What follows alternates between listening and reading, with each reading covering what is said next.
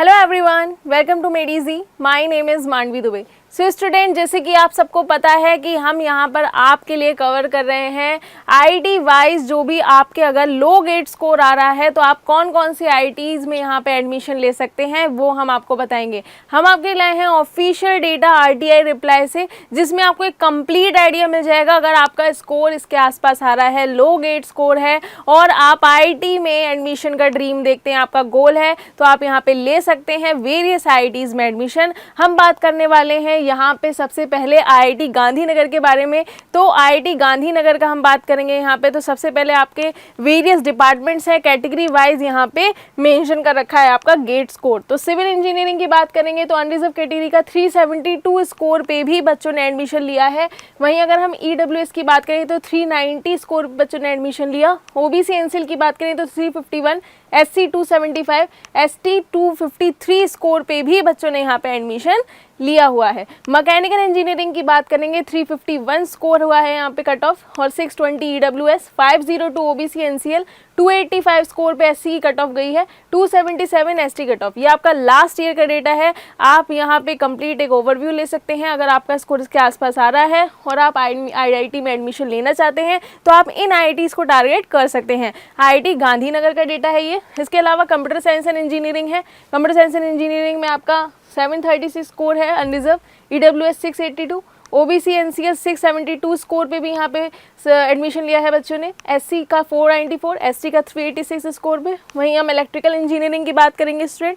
Electrical engineering में आपका 524 score पे भी अनरिजर्व कैटेगरी का गया है, 367 स्कोर पे ईडब्ल्यूएस रहा है। तो आप ऐसे आईआईटी गांधीनगर का डेटा देख सकते हैं। इसके अलावा हम नेक्स्ट आईआईटी की तरफ बढ़ेंगे, आईआईटी पटना। आईआईटी पटना में भी आप यहाँ पे एडमिशन ले सकते हैं। अगर आपका स्कोर इसके आसपास आ रहा है तो आपके लिए एक अच्छी अपॉर्चुनिटी बन जाती है यहाँ पे। तो देख लेते हैं यहाँ पे आपका एडवांस मैन्युफैक्चरिंग टेक्नोलॉजी है, आर्टिफिशियल इंटेलिजेंस है। तो आर्टिफिशियल इंटेलिजेंस में अगर आप एसटी कैटेगरी से बिलोंग करते हो और आपका स्कोर 344 के आसपास है तो यहाँ पर आप आईआईटी पटना में एडमिशन ले सकते हैं आर्टिफिशियल इंटेलिजेंस ब्रांच में।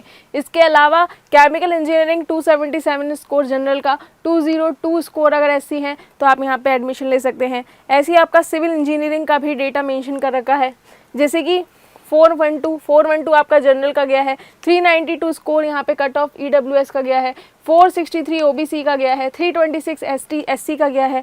ऐसे ही आप communication system and signal processing देख सकते हैं। Communication system and signal processing में 305 आपका स्कोर जनरल का गया है कट ऑफ, 360 स्कोर पे कट ऑफ गया है ईडब्ल्यूएस का, 434 पे आप देख सकते हैं ओबीसी का यहाँ पे गया है, 310 246 ओनली यहाँ पे स्कोर गया है कट ऑफ एसटी का। तो आप देख सकते हैं यहाँ पे आप सिविल इंजीनियरिंग का भी और computer system and signalling processing का भी देख सकते हैं।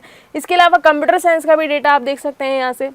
और भी वेरियस यहाँ पे डिसिप्लिन्स लिखे हुए हैं, जैसे कि वीएलएसआई और एम्बेडेड सिस्टम की अगर हम बात करें स्टूडेंट तो 539 स्कोर पे भी बच्चों ने एडमिशन लिया है जनरल कैटेगरी। एसटी का आप देख सकते हैं 314 पे ही बच्चों ने यहाँ पे लिया है एडमिशन। नेक्स्ट हम आईआईटीज़ की तरफ जो बढ़ने वाले हैं वो है आईआईटी कानपुर के बारे में। तो आईआईटी कानपुर का कितना गया है, यहाँ राउंड वाइज होता है कट ऑफ। तो राउंड 10 में कितना गया है, कितने डिपार्टमेंट से राउंड 10 में यहाँ पे पार्टिसिपेट किया, इस पे डिपेंड करता है। जैसे एरोस्पेस इंजीनियरिंग है, इसमें तो आपका 481 पे ओबीसी एनसीएल, अगर इसी से लिखा है एससी का 325 गया है, 550 एमई जनरल का गया है, 481 यहाँ पे ओबीसी एनसीएल है। तो ऐसे देख सकते हैं। इलेक्ट्रिकल इंजीनियरिंग डिपार्टमेंट देख सकते हैं नॉन डीएपी स्टूडेंट्स का, तो उसमें भी यहाँ पर इन्होंने वेरिएशन दिखा रखी हैं। इसके अलावा हम इसके अलग अलग यहाँ पे राउंड यहाँ पे इन्होंने कर रखे हैं, जैसे राउंड 10 हो गया, राउंड 9 आ गया, कौन कौन से डिपार्टमेंट है जिन्होंने पार्टिसिपेट किया है ना। फॉरेन डिपार्टमेंट जो है वो पार्टिसिपेटिंग इन ऑप्शनल राउंड 9। तो राउंड 9 में यहाँ पे इन डिपार्टमेंट ने यहाँ पे पार्टिसिपेट किया। कौन से पार्टिसिपेट नहीं करे हैं तो यहाँ पे मेजरली आपको कोर दिख रहे होंगे, यहाँ पे इन्होंने राउंड 9 में पार्टिसिपेट नहीं किया है, क्योंकि मेनली जो कोर ब्रांचेस होती हैं वो स्टार्टिंग के राउंड में ही सब जो है अपना एडमिशन ले लेते हैं। नेक्स्ट हम यहाँ पे बात करने वाले हैं, इसमें भी आपके एरोस्पेस इंजीनियरिंग हो गया है, इलेक्ट्रिकल इंजीनियरिंग है, जैसे कि एसपी कॉम। अगर आप स्ट्रीम और कैटेगरी यहाँ पे स्ट्रीम देखें और कैटेगरी वाइज जाएँ तो एसटी का 350 स्कोर पे भी यहाँ पे बच्चों ने यहाँ पे एडमिशन लिया है। इसके अलावा cut off for selection DAP आप देख सकते हैं। नेक्स्ट हम बात करने वाले हैं यहाँ पे space, planetary, astronomical science and engineering space में। तो टोटल आप यहाँ पे देख सकते हैं कट ऑफ कितनी गई है। जनरल की 541 स्कोर पे, EWS 416, OBC NCL 405, SC 400, 400 score पे यहाँ पे बच्चों का कट ऑफ गया है। दूसरा ST का 400 गया है। ऐसे ही आपका अलग अलग डिपार्टमेंट का अलग अलग यहाँ पे कट ऑफ मेंशन कर रखा है। नेक्स्ट हम यहाँ बात करेंगे राउंड 8 की। तो राउंड 8 में भी आप देख सकते हैं कौन कौन से यहाँ पे ब्रांचेस ने पार्टिसिपेट किया।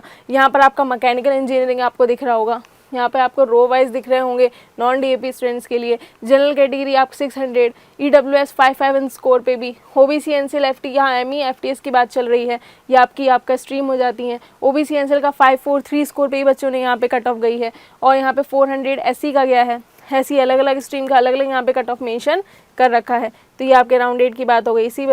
इसी तरह हम राउंड 7 में पहुँचेंगे। तो राउंड 7 में भी आपको यहाँ पे मल्टीपल डिपार्टमेंट्स और दिख जाएंगे। केमिकल इंजीनियरिंग दिख गया, तो 517 स्कोर पे भी जनरल है यहाँ पर, अगर आपका 517 से अराउंड आपकी कट ऑफ है तो आप IIT कानपुर को टारगेट कर सकते हैं। IIT कानपुर में आप एडमिशन ले सकते हैं केमिकल इंजीनियरिंग में।